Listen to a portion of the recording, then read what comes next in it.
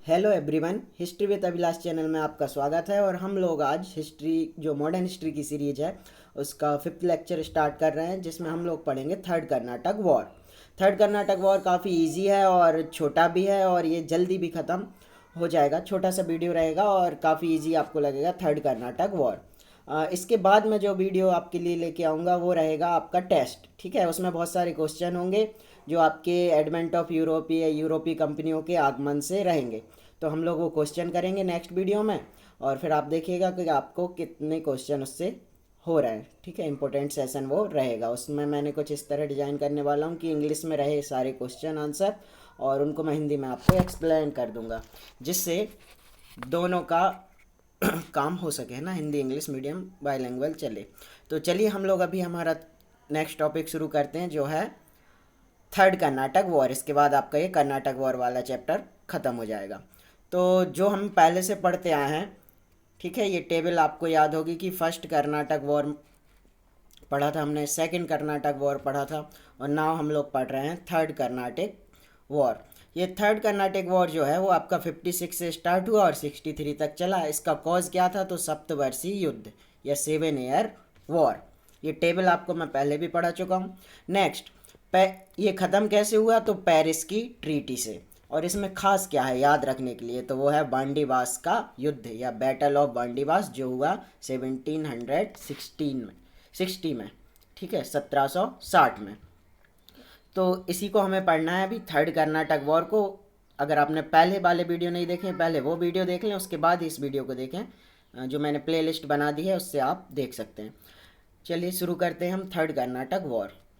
Third Karnataka war 56 में start हुआ और 63 में ख़त्म हो गया। 7 ईयर तक चला, क्योंकि इसका कॉज ही है 7 ईयर वॉर, 56 से 63 तक।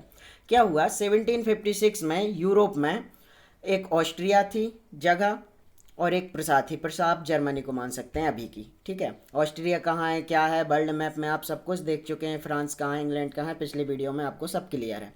तो हम लोग डायरेक्ट इस पर बात करते हैं अब। तो 56 में ऑस्ट्रिया और प्रसा में झगड़ा हो रहा था, और उसी झगड़े में दो लोग भी आ गए। कौन कौन? फ्रांस और ब्रिटेन। तो यूरोप में फ्रांस और ब्रिटेन दोनों लड़ने लगे, और कितने दिन तक लड़े? तो 7 साल तक। कितने दिन तक? 7 साल तक। तो इसे हमने कहा 7 ईयर वॉर। ठीक है, 7 ईयर वॉर, सप्तवर्षीय युद्ध। तो वहाँ स्टार्ट हो गया। तो जहाँ जहाँ उनकी कंपनियाँ थीं, चाहे इंग्लैंड इंडिया में हो, चाहे अमेरिका में हो, जहाँ भी हो, तो वो कंपनियाँ भी आपस में लड़ना स्टार्ट करने वाली थी। वही सेम टू सेम कंडीशन थी जो फर्स्ट हमारी कर्नाटक वॉर में हुई थी, कि यूरोप में देश लड़ रहे हैं तो इंडिया में भी कंपनियों ने लड़ना शुरू किया। अब शुरुआत कब हुई? ये तो 56 में वहाँ होने लगी, 56 में यहाँ भी बनने लगा माहौल। तो 57 में क्या हुआ? अंग्रेज़ों की तरफ से काफ़ी ज़्यादा पावर बढ़ने लगी। तो उसे रोकने के लिए फ्रांसीसी सरकार ने अपने एक सेनापति को भेजा, जिसका नाम था काउंट डी लाली। ठीक है, 57 में वो वहाँ से चला, और एक साल बाद 58 में इंडिया पहुँचा। तो फ्रांस ने किससे भेजा? तो फ्रांस ने भेजा है काउंट डी लाली को। ठीक है, ये नाम है काउंट डी लाली, ये है उसकी पिक्चर। फ्रांसीसी सरकार ने अपने एक सेनापति को भेज दिया, काउंट डी लाली। काउंट डी लाली अच्छी बड़ी सेना लेके आया, और आते ही ये पहुंचा भारत। जब ये भारत पहुंचा, तब तक इंडिया में क्या हुआ कंडीशन, कि अंग्रेज बंगाल जीत चुके थे। ठीक है, बंगाल में एक लड़ाई हुई थी प्लासी जगह पर, जिसको हम कहते हैं बैटल ऑफ प्लासी। प्लासी की लड़ाई कब हुई थी? वो 1757 में। ये हमारा नेक्स्ट टॉपिक होगा, और इम्पोर्टेंट लड़ाई है क्या? प्लासी की लड़ाई। इसको डिटेल में हम बाद में पढ़ेंगे। अभी आप इतना जानिए कि 1757 में एक जगह है बंगाल में, प्लासी। यहाँ पर इस बंगाल के नवाब को अंग्रेज़ों ने हरा दिया था और बंगाल कैप्चर कर लिया था। तो अंग्रेज़ों ने जब बंगाल कैप्चर कर लिया था तो उनकी पावर काफ़ी बढ़ गई थी। और तभी 1757 में वहाँ से काउंट दी लाली चले। कहाँ से? फ्रांस से। और वो पहुँचे 58 में इंडिया। इंडिया पहुँचने के बाद, ठीक है, 1757 में ही क्या हुआ था?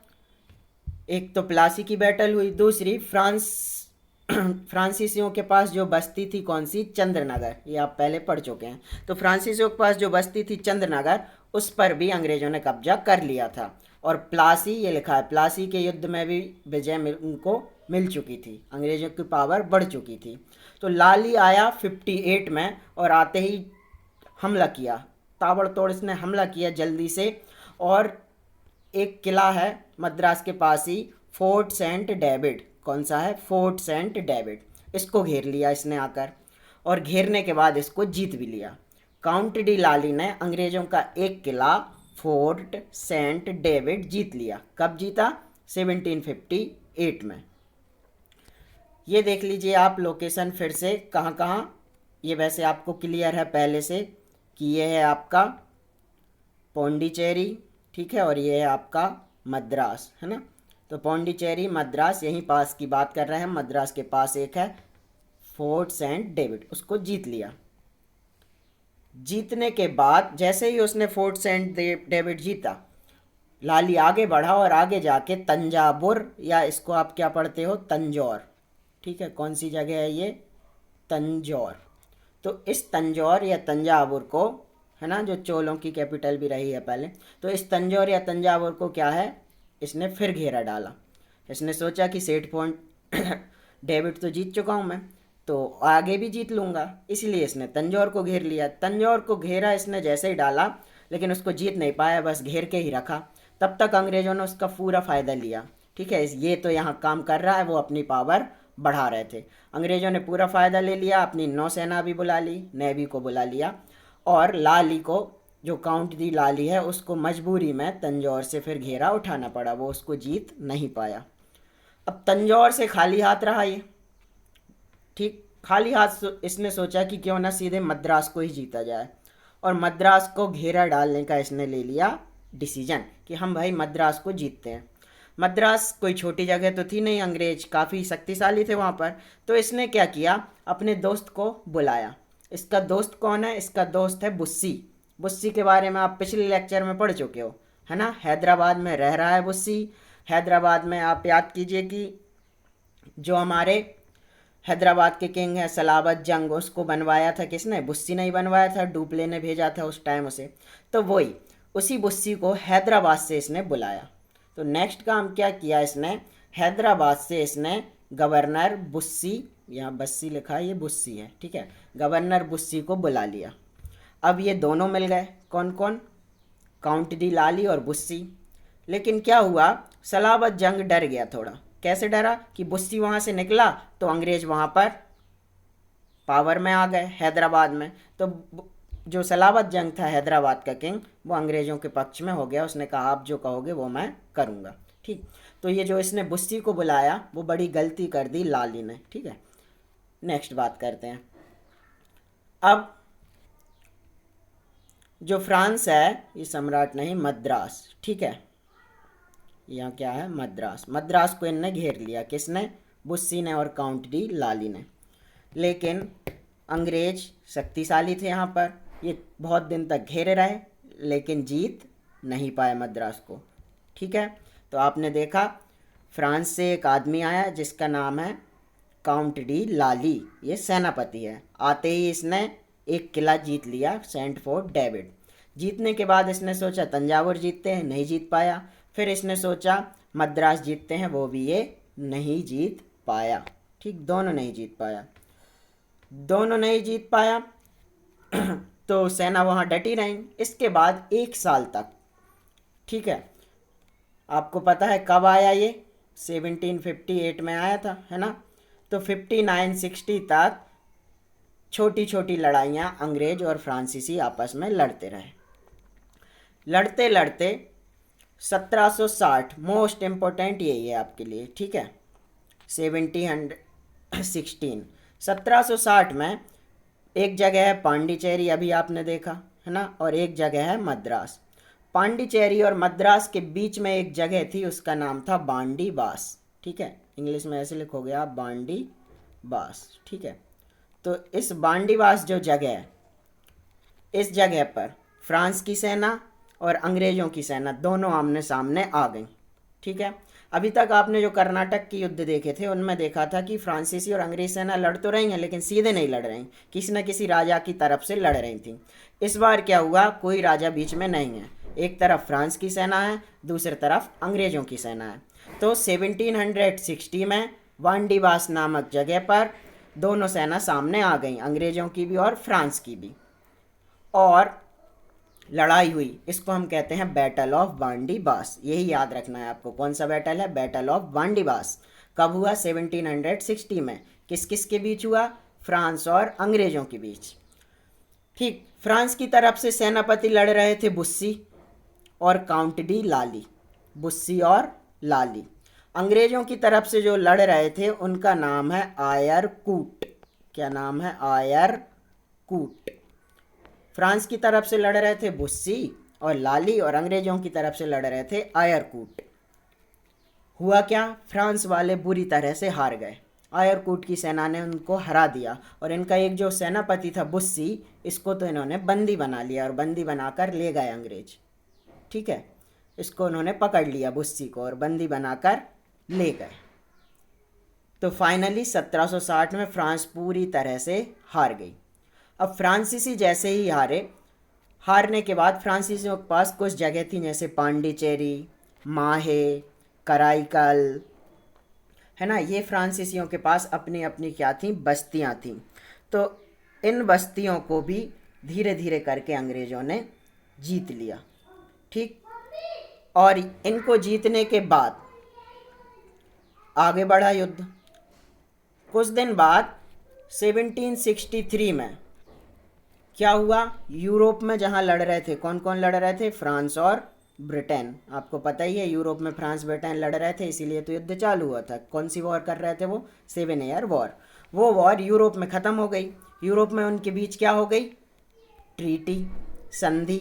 ठीक, संधि उनके बीच हो गई, किस जगह पर, तो जगह का नाम है पेरिस। तो ट्रीटी ऑफ पेरिस से 7 ईयर वॉर ख़त्म हो गई। जैसे ही 7 ईयर वॉर ख़त्म हुई, वहाँ से एक मैसेज आया कि सारी वॉर आप ख़त्म कीजिए, क्योंकि अब हम दोनों के बीच फिर से क्या हो गई, ब्रिटेन और फ्रांस के बीच ट्रीटी हो गई। एक और कौन सी ट्रीटी हुई, पेरिस की ट्रीटी।